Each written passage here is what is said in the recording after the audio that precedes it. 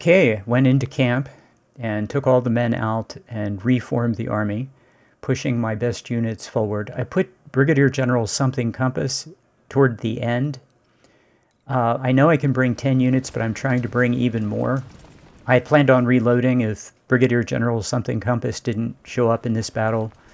But the truth is I didn't notice until the end of the battle, and then I didn't change anything.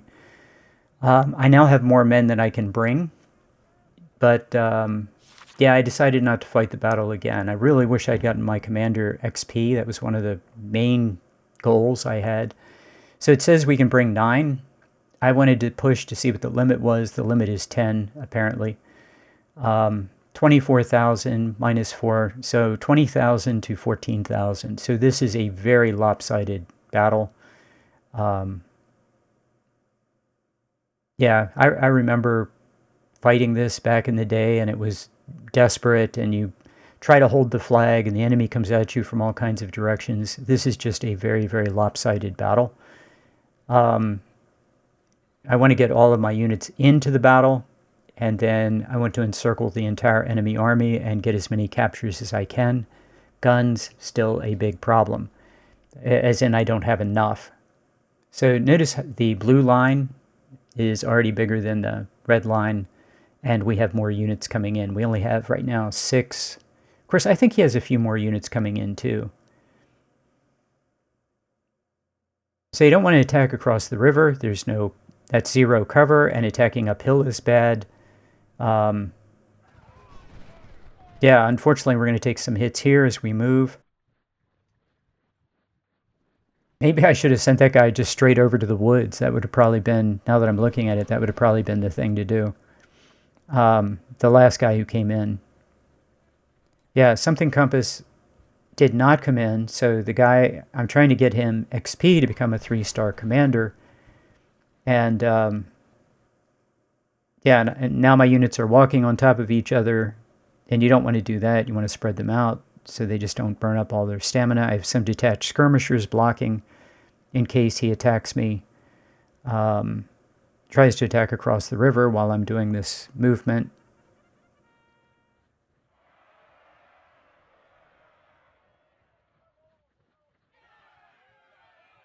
So yeah, I'm moving just a little too fast. He can see my units. Yeah,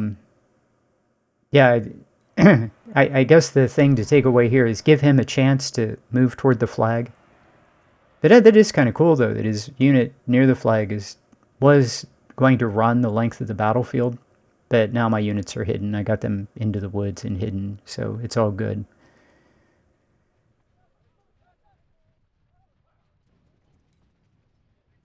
So I'm paying attention if my units are hidden or if they're not. He has another cav unit. So I guess the time is 6:40. Go ahead and give his army a chance to get out of the way so you don't get spotted. That's probably the takeaway. And again, I'm struggling to keep my units from walking on each other. I even have units in the woods rather than have them... There's just not enough room for everyone.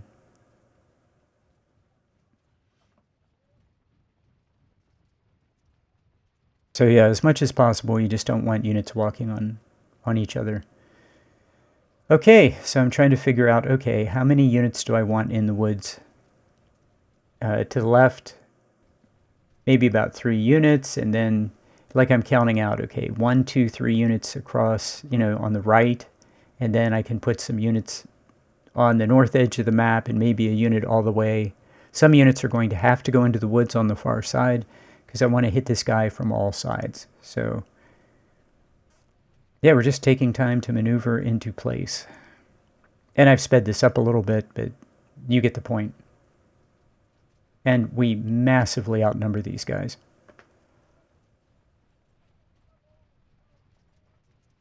His units are 17, 1800. He has some skirmisher units, some artillery.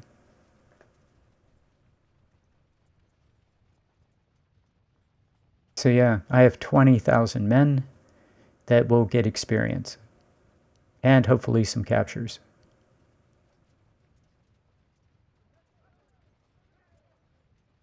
I'm trying to keep these guys from walking on each other.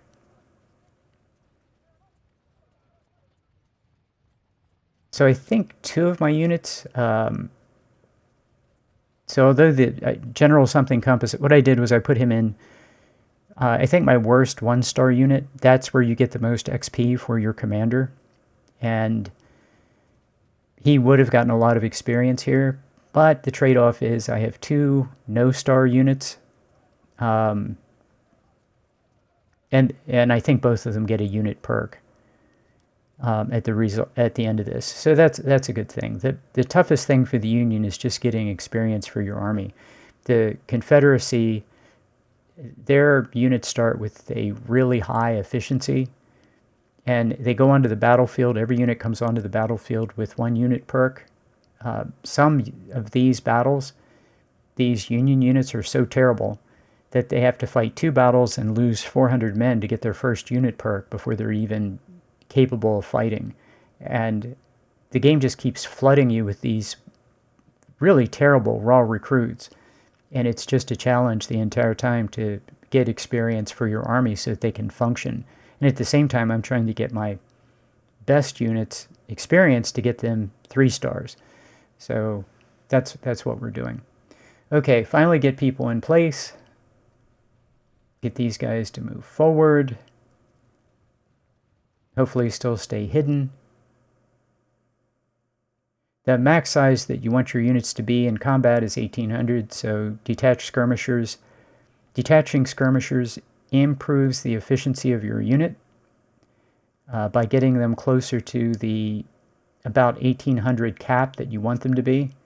And now I'm going to start having these other guys move in. I'm looking at their condition. They're all in pretty good shape except the guy in the far north, but he doesn't have to be in great shape.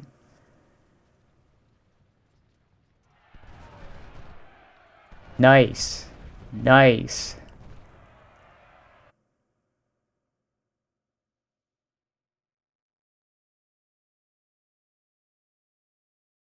Yeah, drawing these guys in will do nothing but expose their flank. Now the other guys can move in and just... Yeah, his position is busted right now.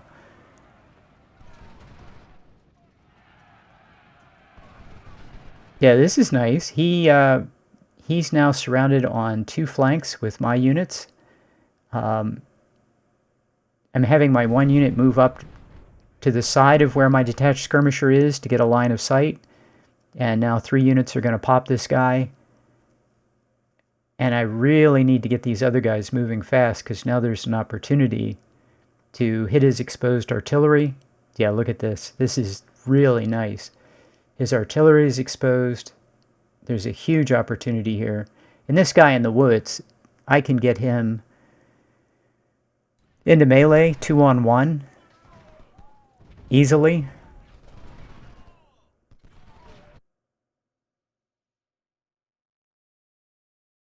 Yeah, I don't want to forget what I'm doing here. I want to pound this guy here, but have to get shots on this artillery while there's an opportunity.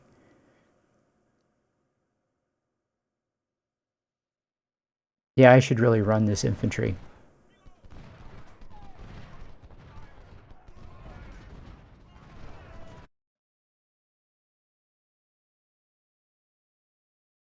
His first artillery unit is already flashing white.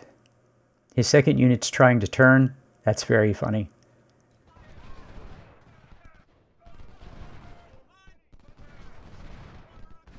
I'm moving my 1 unit as close to him, behind him as I can, because if it's a smoothbore unit firing 42s, every unit will do more damage the closer you are. So we're close to this guy, and we can also, we're behind him, so he's going to rout. And if he doesn't, I can get into melee. Oh, good, he's turning. That's so perfect. So now I have 2 units that are going to be on his flank and rear when he finally turns around the other way, so he's doomed. I don't want to push too hard because he has 3 green unit or fresh units, but I can certainly rout these 2 units that are to the right. I've done damage to his artillery, and we really are doing damage to this guy in the woods. So his 2 units to the right have exposed their flanks. So I want to hit him. Yeah, this is really good. Now he's routing. So we get a huge buff because he's routing. I like my detached skirmishers to hit routing units to keep them routing. So yeah, Manly just got a whole bunch of experience out of that exchange. That was terrific. And it's really, when you're doing this, it's not about kill ratio, it's about how much experience you're getting for your units. Because for the North, losses don't, I mean, they matter, but they don't matter that much. All your losses are going to be replaced. And in the way I'm playing this, I'm going to keep all of the experience that my units get. So that melee experience is going to be pushed up to the next unit when I replace losses. I'm not putting raw recruits ever into veteran units. My second best unit gets pushed up into my best unit, third best gets pushed into the second best, fourth best into third best, and so on, so that the experienced veterans just keep moving up the chain. Now, there does come a point when your units hit 100 and everything that you want to blend those guys into other 3-star units. Like, there comes a point where you just won't get any more XP if you don't do that. So, yeah, that's... If you take a look at his position right now, on the right, we have 1, 2, 3, 4 units firing into one. He's not going to last long, and he's done. Now, the initial part of the battle's over, and we're going to focus on how to surround him. So I'm going to drop out of the conversation while this happens. We're going to fight for a while, try to surround for a while, and I'll come back in at the end of the video. See you there.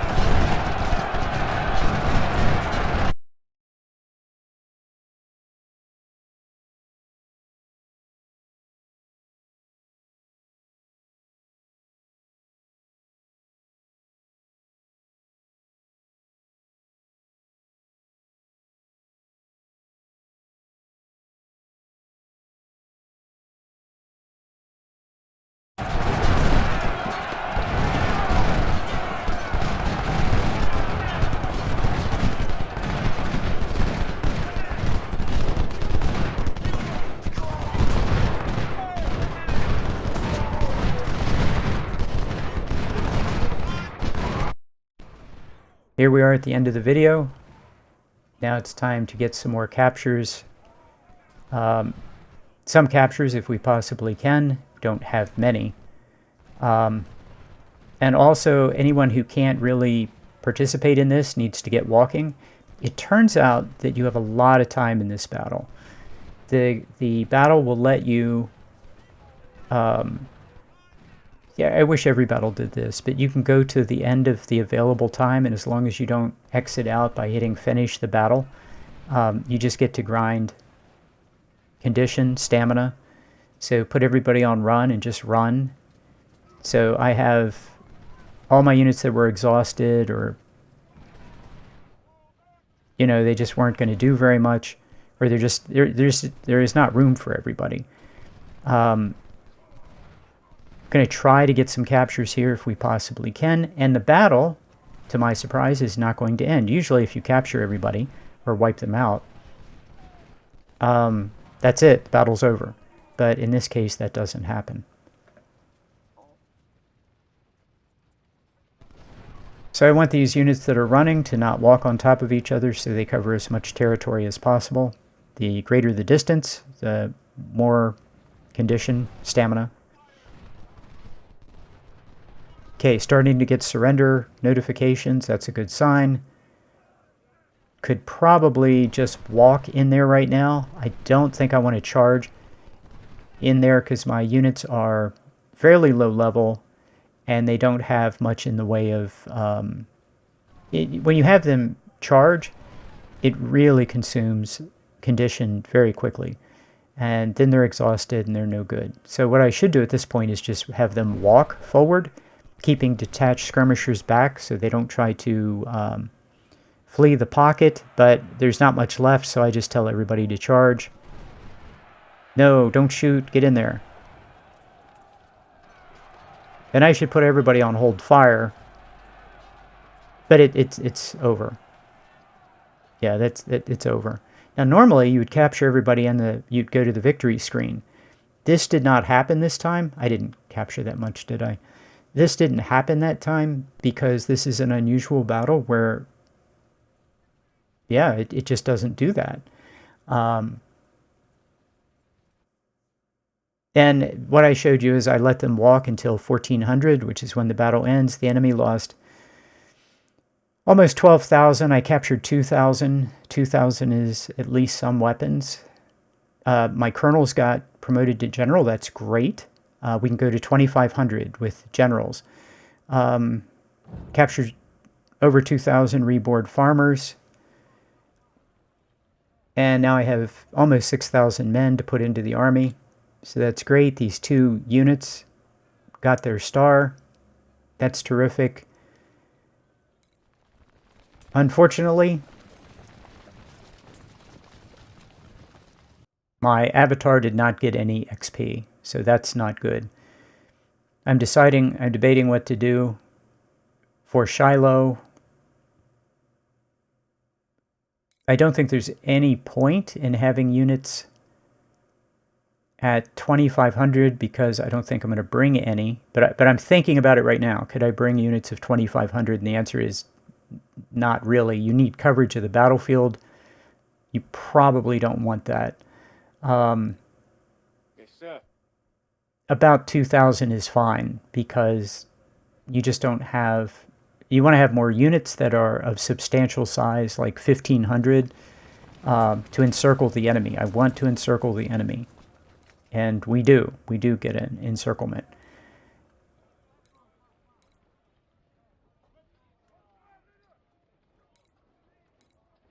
So, yeah, we did grind some stamina. Looks good. And I'm going to go ahead and get 4,000 men. So that's going to mean instead of 6,000, that's about 10,000 men. But I forego the really good weapons. And you know how desperate I am for weapons. But my calculation is that I can just barely make it if I buy 42s. So that's what we're going to do. We're going to go to camp. We're going to reorganize the army. It takes hours and hours to reorganize the army. I'm not going to show it on video, but we're going to create as many units as we can with the weapons we have. And the goal is to get every man into the army for Shiloh. See you there.